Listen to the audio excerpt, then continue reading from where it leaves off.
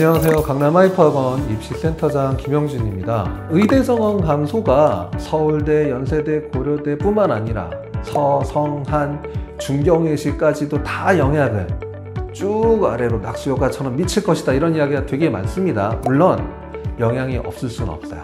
왜냐하면 작년에는 조금 더 수월한 마음이 들다 보니까 심리적으로 안정감을 좀 갖게 되는 학생들이 많아서 조금 더 상향 지원하고 노림수를 쓰는 경우들이 꽤 있었다면, 올해는 심리적으로 위축이 될 수밖에 없는 상황이기 때문에 안전지향적인 경향이 좀 더 많이 나타날 겁니다. 이제 그런 결과로 인해 작년엔 모두 의대를 썼던 학생이 올해는 약대 몇 군데를 같이 쓰면서 의대를 지원한다거나, 혹은 약대나 한의대, 수의대를 쓰는 학생들 중에선 연대, 고대와 같이 병행해서 쓴다거나, 이런 경우들도 나타날 수 있어요. 그런 것들로 인해 올해 더 쉽지 않다, 이렇게 볼 수 있는데, 제가 앞서 이야기를 했던 것처럼 올해는 저는 개인적으로 작년보다 고득점자가 늘어날 거라고 생각을 하진 않아요. 정시에선. 수시에선 다만 내신 좋은 학생들은 좀 더 늘어나긴 할 겁니다. 하지만 학생부 내용이 보다 더 알차다라고 얘기하는 학생들이 현저히 늘어났다, 이거는 아니에요. 즉, 이 말은 교과는 되게 치열해질 겁니다. 반면에 종합전형은 작년에 비해 저는 오히려 좀 더 나을 수도 있다고 생각을 해요. 자, 그리고 이런 안전지향적으로 지원을 한 학생들은 특히 가장 차이가 나타날 수 있는 부분들이 정시입니다.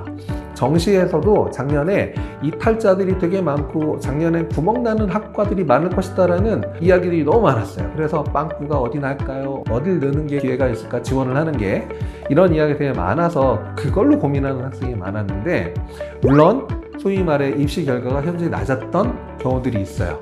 특히 지역 인재 같은 경우에 의대에서도 많이 낮아졌던 게 있고, 그런 결과들로 인해 여파를 받은 학교들이 있죠. 연대, 고대, 최상위 학과들.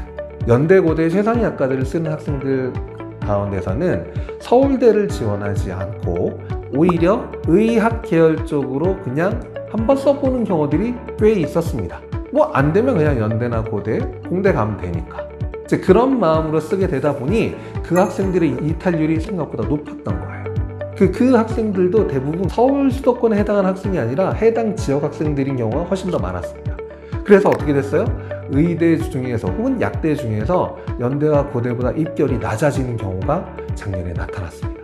이런 결과는 연대, 고대, 최상위 학과들도 그만큼 결과가 낮아진 상황이 된 거예요. 왜? 높은 학생들이 다 나가버렸어요. 보통 작년에 많이 증가를 했던 게 자유전공학부가 대학마다 많이 신설이 됐고, 또 선발 인원도 상당히 컸습니다. 올해 연세대학교에서도 진리자유학부라는 학부가 생겼습니다. 더구나 262명이라고 하는 어마어마한 인원을 선발하게 됐는데, 서울대가 약 160명, 고려대학교가 약 130명 정도를 선발하는데, 이 두 대학들에 비해 100명 이상 더 많은 인원을 선발하는 게 이제 연세대학교가 됐습니다. 이런 것들로 인해 서울대, 연대, 고대에서 변수로 작용할 수 있는 핵심 요소가 연세대학교에 새로 생긴 진리자유학부라고 생각을 하시면 될 것 같아요. 그런데 인원을 많이 이렇게 선발을 하다 보면 아무래도 학생들이 그쪽으로 좀 더 많이 쏠리는 경향들이 있어요. 하지만 오히려 이런 자유전공학부가 더 쉽지 않을 수도 있습니다. 왜냐하면 그만큼 잘하는 아이들이 몰려갈 확률들이 높아요.